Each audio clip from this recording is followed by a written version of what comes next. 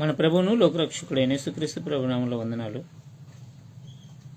ఆన్లైన్లో YouTube, Facebook, ఇన్స్టాగ్రామ్లో రోజు రోజుకి క్రైస్తవుల మధ్య ఇంకా ఎక్కువ అవుతుంది కానీ తక్కువ కావట్లేదు. వీళ్ళపైన వాళ్ళు వీడియోలు చేశారని, వాళ్ళపైన వీళ్ళు వీడియోలు చేశారని ఎంత దారుణమో చూడండి. సమాజానికి ఏం మెసేజ్ ఇస్తారో నాకు అర్థం కాదు. ఎవరైతే క్రీస్తుని నిందిస్తారో వాళ్ళకి మీరు అవకాశాన్ని కల్పిస్తున్నారో ఇది గుర్తుపెట్టుకోండి. ఒక ఆయన అంటాడు, యేసుక్రీస్తుని అన్ననకపోతే ఏమనాలి అంటాడు. యేసుక్రీస్తు పుట్టినప్పుడు నీ పుట్టినావా? నీ లెక్క ప్రకారం అయితే నిన్ను పుట్టించిన నీ తండ్రి నీవు తండ్రి అని పిలవకూడదు, అన్నానే పిలవాలి. నీకు వాక్యాన్ని నేర్పించినటువంటి నీ ఆత్మీయ తండ్రిని పిలుచుకుంటావు కదా, ఆయన కూడా నీవేం చేయాలంటే అన్నానే పిలాలి. నిన్న మొన్న మీకు వాక్యాన్ని నేర్పిన వాళ్ళని మా ఆత్మీయ తండ్రిగా పిలుస్తారు. ఈ లోకపు జన్మనిచ్చినటువంటి తండ్రిని తండ్రిగా పిలుస్తారు. 2020 సంవత్సరాల క్రితం వచ్చినటువంటి ఆయన మాత్రం మీకు అన్న అవుతాడా? ఈలోక మీ జ్ఞానము ఎక్కువైపోయింది. పరలోక జ్ఞానం పైన దృష్టి పెడతలేరు మీరు. ఈ లోకంలో ఎలాగైతే మేము 10 మందిలో కనపడాలి, 10 మందిలో మమ్మల్ని పొగడాలి అని. యేసుక్రీస్తు దేవుడు కాదని ఎక్కడైనా బైబిల్లో చెప్పబడిందా? ఒక్క రిఫరెన్స్ అని మీరు చూపిస్తారా? ఈయన తండ్రి అన్నాడు కాబట్టి ఈయన కుమారుడు.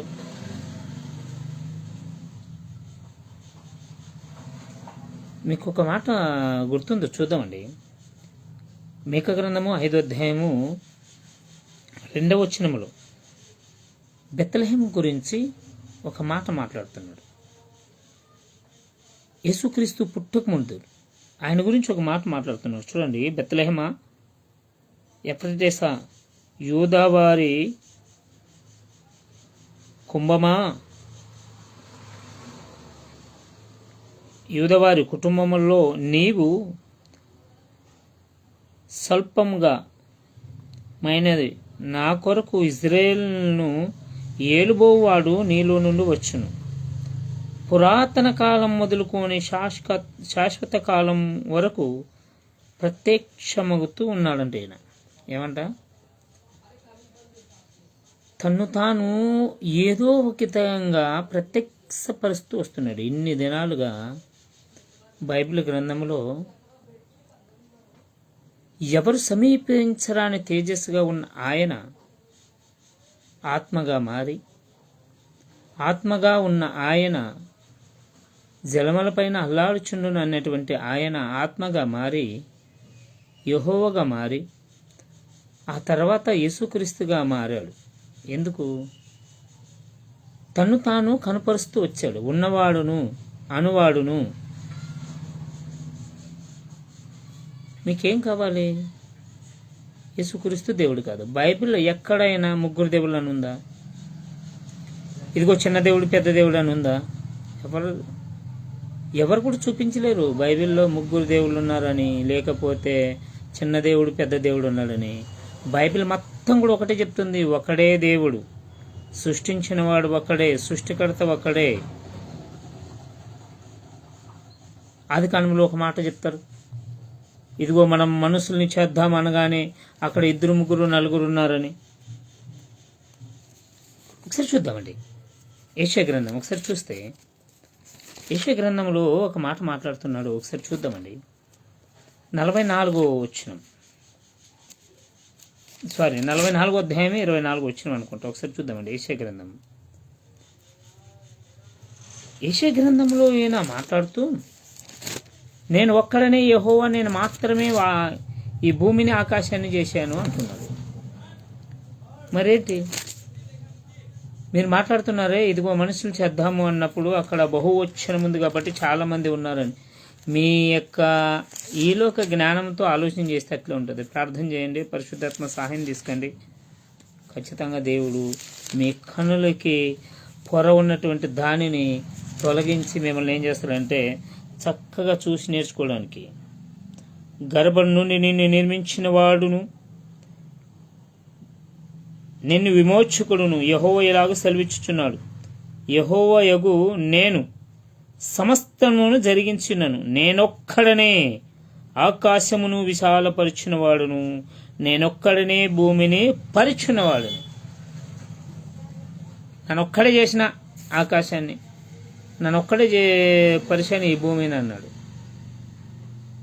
బహువచనం ఎక్కడుంది? చెప్పాడేమన్నా, ఇదిగో నా కుమారుడు నాతో పాటు ఉన్నాడని? మీకు నేర్పిన మీ గురువు గారు కుమారుడు కూడా మాట్లాడతాడు. ఏమంటాడు? ఆయన తమ్ముడు పరిశుద్ధాత్మ అంట, యేసుక్రీస్తు వారు పెద్ద కుమారుడు అంట. ఎలా పుట్టాడు? ఒక రిఫరెన్స్ ఆయన చూపించగలరా మీరు? ఆదామును మట్టిలో నుండి తీశాడు. ఈ భూమి మీద ఉన్న సమస్తమును కలుగునుగాక అంటే కలిగింది. యేసును కలుగునుగాక అని ఎక్కడైనా అన్నాడా? ఇదిగో ఆదామును చేసినట్లు చేతులతో చేశాడా? ఒక రిఫరెన్స్ అని చెప్పగలరా? యేసుక్రీస్తు ప్రభు ఈ లోకంలో ఉన్నప్పుడు తన తేజస్సుని, తను ఏదైతే సమీపించరాని తేజస్సుగా ఉన్నాడో ఆ యొక్క తేజస్సుని వదిలేసి వచ్చాడు. మనం ఎంత భరించగలుగుతాం అంత, ఎంతైతే తల్లి గర్భం భరిస్తాదో అంత తన ఆత్మని తగ్గించుకొని వచ్చాడు. ఆయన తండ్రి అని చెప్పక ఏం చెప్తాడు? మనమల్ని తండ్రిగా పిలవమన్నాడు, మనమల్ని తండ్రిగా చూడమన్నాడు,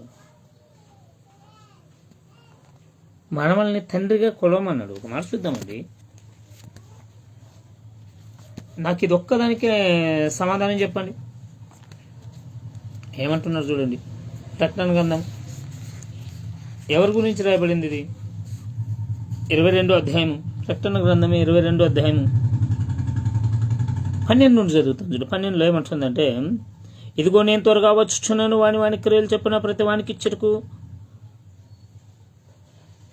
నేను సిద్ధపరిచిన జీతము నా యొద్ద ఉన్నది. ఇదెవరు?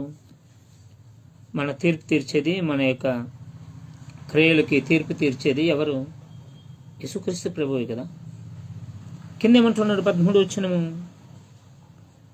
నేను అల్ఫయు ఓమేగాను, మొదటివాడును కడపటివాడును, ఆది అంతమనై ఉన్నాను.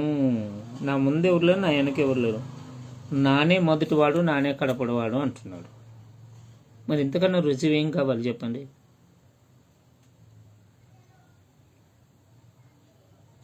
పెద్దలు అనబడిన వారు ఒకసారి ఆలోచన చేయండి. ఆయన అంటాడు యెహోవా అని బిరుదంట. యెషయా గ్రంథము 9వ అధ్యాయం 6వ వచనంలో ఉండేటువంటివి పేర్లు బిరుదుగా ఇవ్వబడ్డంట. బిరుదు ఎప్పుడు ఇస్తారో తెలుసా? పనిని బట్టి బిరుదిస్తారు. ఈ లోకములు పుట్టిన తర్వాత ఒకవేళ ఆయనకి గాన బిరుదు ఇస్తే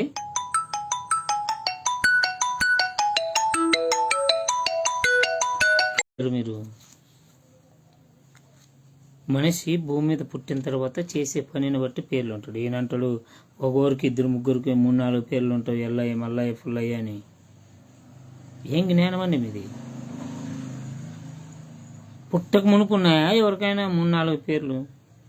ఆయన దేవుడు కాబట్టి ఆయన చేసే క్రియను బట్టి ఆయనకు పనిచ్చారు. ఆయన భుజం మీద రాజ్యభరమును, బలవంతుడైన దేవుడైన ఏదైనా చేయగలడు, సమాధానం ఇవ్వగలడు. నిత్యం ఉండేటువంటి నిత్యులుగా తండ్రి పేర్లా? అలా అయితే నేను చెప్పిన ప్రతి చోట యెహోవా ఉన్న కాడ కూడా పేరు బిరుదుగానే తీసుకోవాలి. యేసుక్రీస్తుని మీరే దేవుడు కాదు, దేవుడు కాదని అన్యులకు ఆయుధం ఇస్తున్నారు. అన్యులు ఏం చేస్తారంటే మీరు కాదన్నప్పుడు వాళ్ళు కాదంటే వాళ్ళదేం తప్పుండో చెప్పండి. ఈయన సంవత్సరాల వాక్యాన్ని బోధిస్తూ పెద్దలు అనబడిన వారు మీరే యేసుక్రీస్తుని దేవుడిగా ఒప్పుకోకపోతే, మీరే దేవుడు అని నమ్మకపోతే, ఏం తెలియని వారు నమ్మకపోతే వాళ్ళని అనే దాంట్లో తప్పేమని చెప్పండి. గుర్తుపెట్టుకోండి, మీ సొంత జ్ఞానంతో బైబిల్ చదవద్దండి.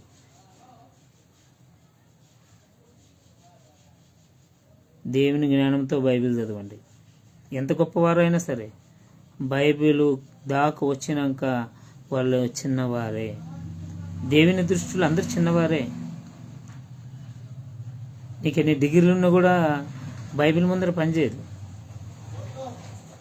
బైబిల్ని 1 నిమిషం లోడేస్తా, 1/2 నిమిషం లోడేస్తా, 2 నిమిషాలు ఓడేస్తా అని ఇతర వాళ్ళకి సవాల్ చేస్తారు చూడండి. వాళ్ళందరూ కూడా ఒకటి నేర్చుకోండి, ఇంత సింపుల్ కాదు బైబిల్ అంటే. మీరు 100 సార్లు చదివినా బైబిల్లో ఏదో మర్మం మీకు అర్థం కాకుండా ఉంటుంది. ఇప్పటికైనా మారండి. పాపిని ఎలా మార్చాలి, క్రీస్తు పైన విరోధులుగా ఉన్న వారికి ఎలా జవాబు చెప్పాలి, ఎలా మేము క్రీస్తుని ప్రజలకు పరిచయం చేయాలి, ఎలాగైతే యేసుక్రీస్తు ప్రభు ఇదిగో సమస్త జనులను నా శిశువులుగా చేయమన్నాడు ఆ ప్రకారం ఆయనకి శిశువులుగా మార్చడానికి మాత్రమే ప్రయత్నించండి. కానీ మీరు గొప్పవారు కావాలని, మీ పేర్లు గొప్పగా కావాలని, ఈ యొక్క భూమి మీద పేరు సంపాదించుకోవడానికి మాత్రము ఈ విర్రబీగే ఆలోచనలు వీడండి. ఎవడ పడితే వాడు వీడియోలు పెడతాడు, ఎట్లా పడితే అట్లా మాట్లాడతాడు. మీకు నేర్పిన వాళ్ళు ఎలా నేర్పారు అన్నదిగా మీ సొంత జ్ఞానంతో మీరు బైబిల్ చదవలేరా? మీ సొంతంగా బైబిల్ చదవడం రాదా? అర్థం చేసుకోవడం రాదా? ఏదైనా కానీ బైబిల్లో నుండే చూడండి, బైబిల్లో నుండే నేర్పిన వారు మీకు కొన్ని నేర్పిండొచ్చు, కానీ అది బైబిల్ తప్పని చెప్తే తప్పే, అంతే వాళ్ళు ఎవరైనా సరే. దయచేసి ప్రతి ఒక్కరు కూడా గమనించండి, క్రీస్తు యొక్క పునరుత్థానం నుండి లేచాడు. ఆయన మాత్రమే ప్రతి పాపాన్ని కడగలడు. దేవుడు కాకపోతే ఎలా పాపాన్ని క్షమించగలడు, ఎలా కడగలడు? యేసు నామమున తప్ప ఎవడు కూడా పరలోక రాజ్యానికి వెళ్ళలేడు. యేసు రక్తం తప్ప ఎవని పాపం కూడా కడగబడదు.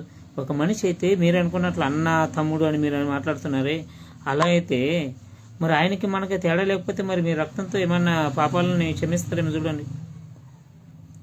మీ పాపం ద్వారా వచ్చేటువంటి ప్రతిదీ మీ రక్తంతో మీరు కడుక్కండి చూద్దామండి. కామన్ సెన్స్ లేకుండా మాట్లాడద్దండి ఎవరైనా కానీ, దుర్బోధులు చేయొద్దండి దయచేసి. ఎందుకు ఇంత ఆవేదనగా మాట్లాడాల్సి వస్తుందంటే, మీరు క్రీస్తు నామాన్ని అవమానపరుస్తున్నారు. అన్నని, తమ్ముడని. యేసుక్రీస్తు పుట్టినప్పుడు నీ పుట్టింటివే, నీ వద్ద దమ్ముంటే అన్నే అంటానంటే నిన్ను కన్న నీ తండ్రిని కూడా నీవు అన్నానాలి. నీకు నేర్పిన నీ ఆత్మీయ తండ్రి అని చెప్పుకుంటారు కదా, వాళ్ళని కూడా అన్నానే చెప్పాలి. అంతుందా? అంటే క్రీస్తు మాత్రమే ఊకే గాలికి వచ్చి అనుకుంటున్నారా? గుర్తుపెట్టుకోండి, ఏ వీడియో చూసినా ఇదే.